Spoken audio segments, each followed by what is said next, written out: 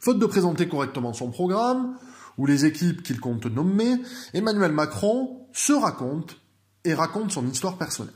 Invité de France 2, il a ainsi déclaré « Marine Le Pen est une héritière du système politique français. Elle a hérité de son parti, de son père, de ses idées. Moi, je suis l'émergence d'une nouveauté profonde, radicale. » Il y a beaucoup de choses à dire sur cette phrase, moins anecdotique qu'elle n'y paraît de prime abord. Qu'a voulu nous expliquer Emmanuel Macron? En première analyse, il essaye de contrer la normalisation de Marine Le Pen auprès des électeurs et des médias, la rattachant à Jean-Marie Le Pen. Pourtant, la candidate a su au fil des ans se détacher de la tutelle paternelle en développant une méthode et une pensée originales.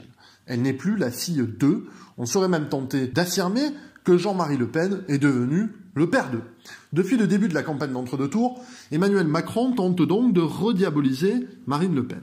Interdit pendant 3 jours, l'ancien conseiller économique de François Hollande pensait qu'un front républicain se mettrait en place, lui évitant de faire campagne et d'expliquer la politique qu'il mènera si d'aventure il est élu. Là, ce ne fut pas le cas. Son véritable objectif se lira donc en filigrane de ses interventions publiques.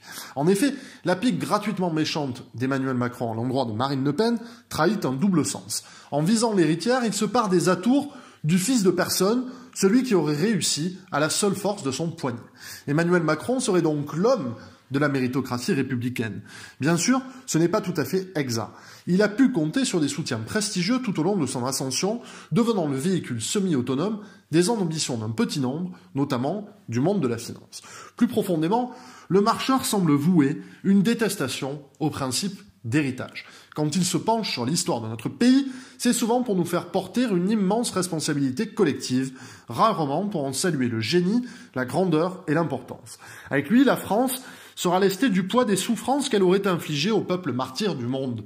Pour le reste, nous n'aurions visiblement plus le droit de nous revendiquer d'un patrimoine hérité, qu'il soit matériel ou immatériel.